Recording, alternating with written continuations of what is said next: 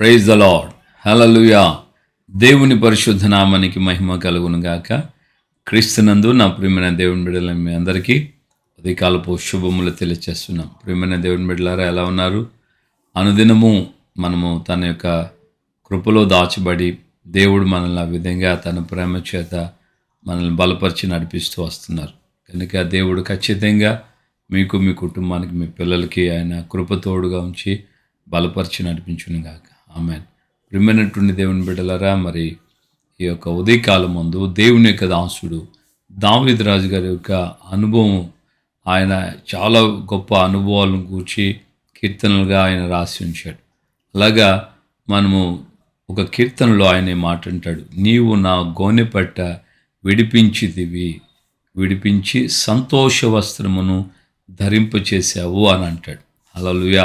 నా ప్రియమైనటువంటి దేవుని బిడ్డలారా, దేవుని యొక్క దాసుడిగా రాజుగా ఉన్నటువంటి ఈ దావీదు గారు గోనెపట్ట విడిపించిదివి అని, నీవు నా గోనెపట్టను విడిపించిదివి. అసలు ఎందుకు కట్టుకుంటారు ఈ గోనెపట్టును? ఏ విధంగా ఈ గోనెపట్ట ఉంటుంది? ఏ విధంగా ఈ గోనెపట్ట అనుభవాలు మనకు తెలియచేస్తున్నాయి?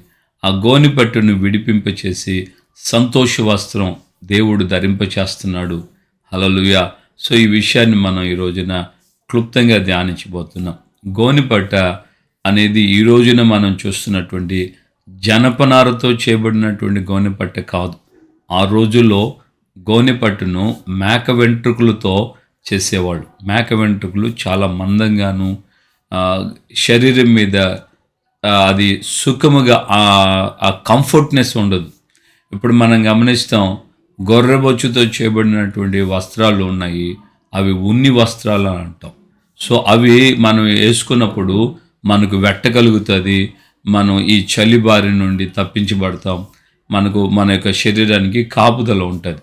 సో ఆ యొక్క మేక వెంట్రుకలతోనూ లేక మనుష్యుల వెంట్రుకలతో చేయబడినటువంటి ఆ వెంట్రుకలతో చేయబడినటువంటి వస్త్రాలు చాలా అన్కంఫర్ట్గా, ఇబ్బందికరంగా, శరీరంలో అది సహించడానికి వీలు కాని రీతిలో ఆ విధమైనటువంటి పరిస్థితిలో ఉంటుంది ఆ వస్త్రం. సో ఆ వస్త్రాన్ని ధరింపచేయబడి నా గోనెపట్టను నువ్వు నాకు విడిపించావు అని అంటాడు. సో ఆయన గోనెపట్ట ధరించి ఉన్న అనుభవాన్ని దావీదు రాజు చెప్తాడు. సో దావీదు రాజు ఆ యొక్క గోనెపట్ట యొక్క పరిస్థితి ఎందుకు ఇది ధరిస్తున్నారంటే, పైన దేహమును శ్రమపరచుకోవడానికి, శరీరానికి నెమ్మది ఉండదు, సుఖం ఉండదు. సో ఈ వస్త్రం వేసుకున్నప్పుడు అది కంఫర్ట్నెస్ లేదు కాబట్టి, ఆ శరీరానికి ఇబ్బందికరంగా ఉంటుంది కాబట్టి, శరీరాన్ని కూడా హింసించినట్లుగా లేక శరీరానికి శిక్ష విధించినట్లుగా భావించేవాళ్ళు. ప్రియమైన దేవుని బిడ్డలారా, ఈ విధంగా ఆ గోనెపట్టను తయారు చేసే విధం, దాన్ని ధరించుకునేటప్పుడు ఇలాగా దాన్ని ధరించుకుంటారనమాట. సో దేవుని యొక్క సన్నిధిలో ఎందుకు ఆ గోనెపట్టలు కట్టుకుంటున్నారు అని మనం గమనించినప్పుడు, కొన్ని సందర్భాల్లో చేసిన వ్యక్తిగత పాపము నిమిత్తమై ఆహాబు రాజు ఉన్నాడు, ఆయన దేవునికి వ్యతిరేకమైన కార్యాలు చేశాడు. ప్రవక్త అని ఏలియా ద్వారా దేవుడు ఆహాబుతో మాట్లాడిచ్చాడు. ఏలియా చెప్పిన మాటలు విన్న ఆహాబు వెళ్ళి తన ఇంటికి వెళ్ళి రాజవస్త్రాలు ధరింప చేసుకున్నటువంటి ఆయన రాజవస్త్రాలు తీసివేసి గోనెపట్ట కట్టుకున్నాడు అని వ్రాయబడింది. ఆ విషయాన్ని ఎవరు చూశారట? పరమునున్నటువంటి దేవుడు చూచి అంటాడు ఏలియాతో, ఏలియా నువ్వు ఆహాబును చూచితివా? ఆహాబు మనస్సు మార్చుకున్నాడు, పశ్చాత్తాపడ్డాడు, రాజవస్త్రాలు తీసేసాడు. అంటే రాజవస్త్రాలు ఆడంబరానికి, డంబానికి, ఘనతకు, పేరు ప్రఖ్యాతులకు అది సాదృశ్యం. ఈ రోజుల్లో కూడా మనం గమనిస్తున్నాం, ఉత్తర కొరియాలో ఉన్నటువంటి ఆ దేశాధినేత ప్రజలకు ఈ కలర్ వాడొద్దు అని అంటే ఇక ఆ కలర్ వాడకూడదు. వాళ్ళు ఒకవేళ అటువంటి కలర్ కలిగిన డ్రెస్ వేసుకున్నారంటే ఖచ్చితంగా వారికి మరణశిక్ష ఉంటుంది. ఆ పర్టికులర్ కలర్ మాత్రం ఆయన కుటుంబీకులు మాత్రమే వాడతారట. సో అలాంటి విధంగా ఆ రోజుల్లో రాజులు వేసుకునే వస్త్రాలు వేరు, అది అందరూ వేసుకోకూడదు. అందరికీ ఆ వస్త్రాలు ధరింపడానికి వీలు లేదు. అప్పట్లో ఆజ్ఞలు అలా ఉండేవి.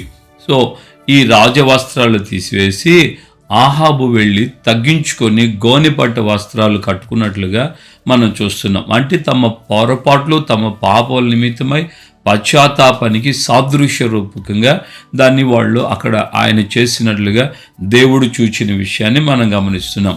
అలాగే పొరపాట్లు జరిగాయి. అంటే తనకు తెలియకుండానే కొన్ని సందర్భాల్లో ద్రోహ కార్యక్రమాలు జరిగిపోయాయి. అలాంటి సమయంలో కూడా బాధను వ్యక్తపరుస్తున్నాడు. అబ్నేరు అన్న సౌలు యొక్క సైన్యాధిపతిని యోవాబు అన్నటువంటి దావీదు యొక్క సైన్యాధిపతి, దావీదుకు తెలియకుండా యోవాబు అబ్నేరుని చంపేశాడు. దావీదుకు తెలీదు. సో అబ్నేరు దావీదుతో సమాధాన పడినవాడు, నిబంధన చేసుకున్నవాడు. అలాంటి అబ్నేరు దావీదు దగ్గరకు వచ్చి చంపబడ్డాడని ఇజ్రాయిల్ అందరూ కూడా అనుకుంటున్న వేళ దావీదు చేసిన క్రియ ఏంటంటే గోనెపట్ట ధరించుకొని అబ్నేరు శవం ముందు ఏడుస్తూ ప్రలాపించుతూ ఆయన ముందుకు సాగినట్లుగా లేఖనం తేటగా చెప్తుంది. అంటే ద్రోహ కార్యాలు చేశారు, నేను చేయలేదు. ఈ యొక్క వ్యక్తి యొక్క ప్రాణ హత్య విషయంలో నేను నిరపరాధిని, వీళ్ళు చేశారు అనే దానికి ఆయన అక్కడ చూపిస్తున్నాడు. ఈ విధమైన కార్యము యోవాబు చేశాడు, యోవాబు సహోదరులు చేశారు, నేను చేయలేదు, అబ్నేర్ని నేను చంపలేదు. అలాగే దేవుని దగ్గర నుండి వచ్చినటువంటి కీడు విషయమై, లేకుంటే దేవుని దగ్గర నుండి మనము క్షమాపణ పొందు నిమిత్తమై కూడా పాత నిబంధనలో చాలా సందర్భాల్లో ఆ విధమైనటువంటి వస్త్రాలు ధరించుకున్న సందర్భాలు ఉన్నాయి.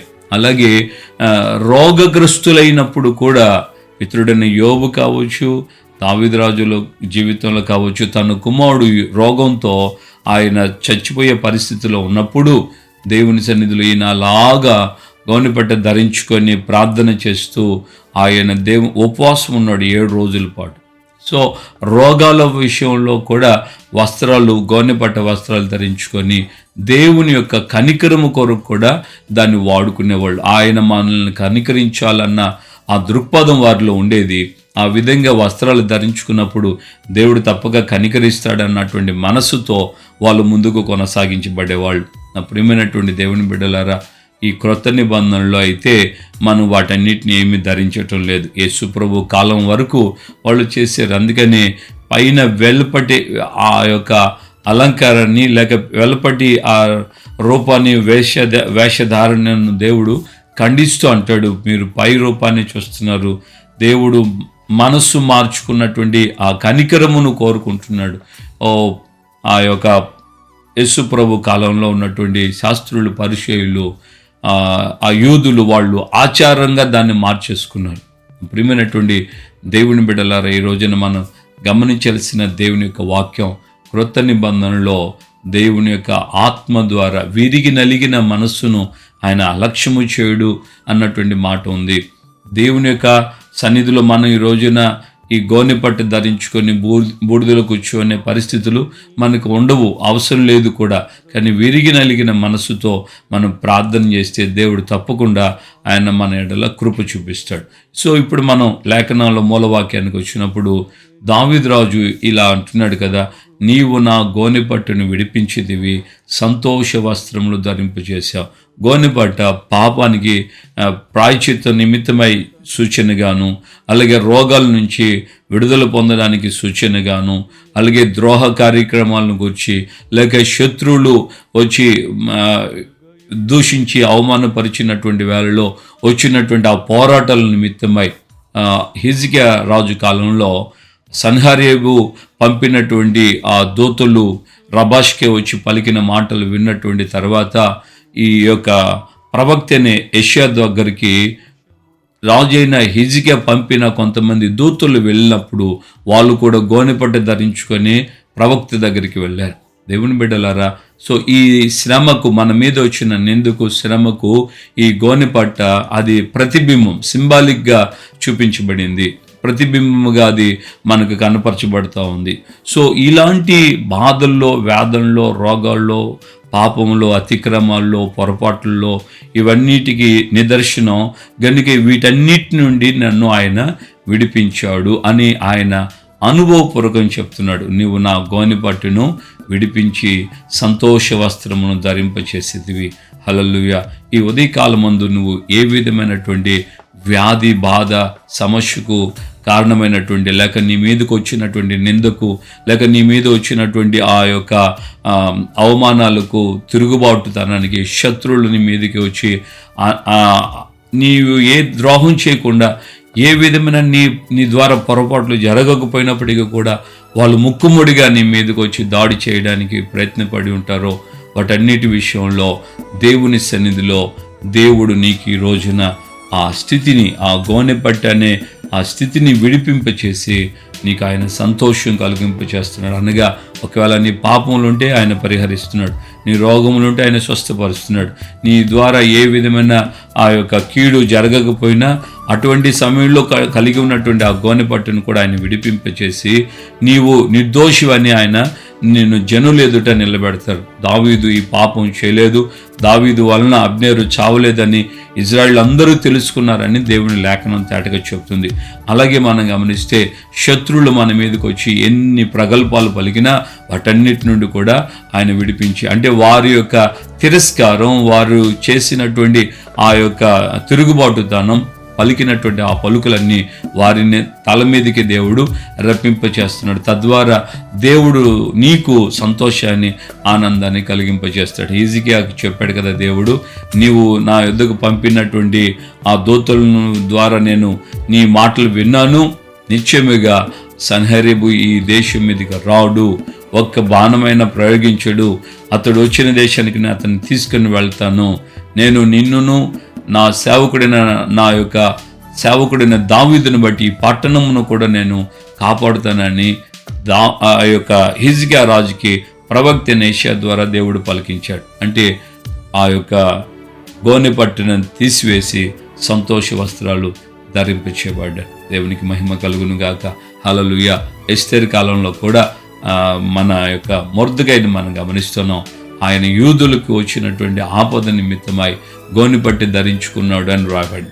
సో అలాంటి గోనెపట్టును కూడా దేవుడు విడిపింపచేశాడు. యూదులందరికీ క్షేమము కలిగింది. యూదులను గురించి క్షేమం కలిగిన వ్యక్తి, యూదులను గురించి బాధ్యత కలిగిన వ్యక్తి అహష్వేరోషు రాజు దగ్గర ఉన్నాడని ఆ షూషను కోట అంతా కూడా సంతోషించినట్లుగా లేఖనం తేటగా చెబుతుంది. ఈ కాలమందు నీ వ్యక్తిగత జీవితంలో నీకు ఇంకా ఏ విధమైన ఈ యొక్క గోనెపట్టుకి సంబంధించినటువంటి ప్రతిబింబించే ఆ భారము, వేదన, కన్నీళ్ళు, దుఃఖం అవన్నీ నిన్ను పీడిస్తున్నాయా? యేసయ్య వాటన్నిటి నుండి నేను విడిపించబోతున్నాడు, నీకు సంతోషాన్ని కలుగు చేయబోతున్నాడు. ప్రార్థన చేసుకుందాం. ప్రేమగల తండ్రి, మీ పాదాలు స్తోత్రాలు. ఈ ఉదయకాలమందు మాతో మీరు మాట్లాడి ప్రభా, మా గోనెపట్టును పితృడైన దావీదుకే కాదు కానీ మాలో, మా వ్యక్తిగత జీవితాల్లో ఉన్న ఆ గోనెపట్టును మీరు తీసివేసి సంతోష వస్త్రాలు మీరు ధరింపచేసే దేవుడని అయ్యా మిమ్మల్ని స్తుతించి ఘనపరిచే కృపను, ధన్యతను అనుగ్రహిస్తున్నారు. మీరు మీ యొక్క ఆత్మ ద్వారా మీరే మాకు తెలియచేసిన మీ మాటలను బట్టి మీకు వందనాలు, కృతజ్ఞతాస్తుతులు చెల్లిస్తున్నాం. అయ్యా మీ యొక్క నాయన కృప చేత ప్రతి వారిని మీరు బలపరిచి నడిపించండి, దీవించండి, మీ నామాన్ని ఘనపరచుకోమని చాలింది అడుగండి, సహాయం చేయమని యేసయ్య పరిశుద్ధ నామములో ప్రార్థన చేసి పొందున్నాము తండ్రి. ఆమెన్. ప్రభువైన యేసుక్రీస్తు కృపయు, తండ్రి అయిన దేవుని ప్రేమ, పరిశుద్ధాత్మిక అన్యోన్య సహవాసం, సమాధానం ఇప్పుడు ఎల్లప్పుడూ సకల పరిశుద్ధులకి మనకున్నాం. ప్రభు రాకడ వరకు దుఃఖ వస్త్రములు, గోనెపట్టు వస్త్రాలు తొలగించి సంతోష వస్త్రాలు ధరింపచేయబడ్డానని దేవుణ్ణి స్తుతించి ఆనందించుచున్న ప్రతి కుటుంబానికి కృపయు, సన్నిధి, సమాధానం నిరంతరము తోడే ఉండి నడిపించును గాక. ఆమెన్, ఆమెన్, ఆమెన్. హల్లెలూయా. ప్రభుపేట అందరికీ వందనాలు. నిశ్చయం నీ బాధ, నీ కన్నీళ్ళు, నీ దుఃఖం, ఈ గోనెపట్టుకు సంబంధించినటువంటి సూచనగా ఉన్నటువంటి ఆ పరిస్థితులన్నిటి నుంచి దేవుడు నిన్ను విడిపించి గొప్ప సంతోషం, సమాధానంతో ఆయన నిన్ను నింపి నడిపించబోతున్నారు. దేవునికే మహిమ కలుగును గాక. ఆమేన్. Praise the Lord. ఈ వాక్యం విన్న మీరు అనేకులకి షేర్ చేయండి, లైక్ చేయండి, మీ కామెంట్, మీ అనుభవాలు తెలియచేయండి. తద్వారా మరింత అనేకులకి ఈ యొక్క వీడియో వైరల్గా మారుతుంది, అనేక మంది చూడడానికి వీలవుతుంది. ప్రభు యొక్క పరిచయంలో మీరు కూడా సహభాగస్వాములు అవుతారు. దేవుని మీకు తోడుగా ఉండి మిమ్మల్ని ఆ విధంగా సంతోషంతో నింపును గాక.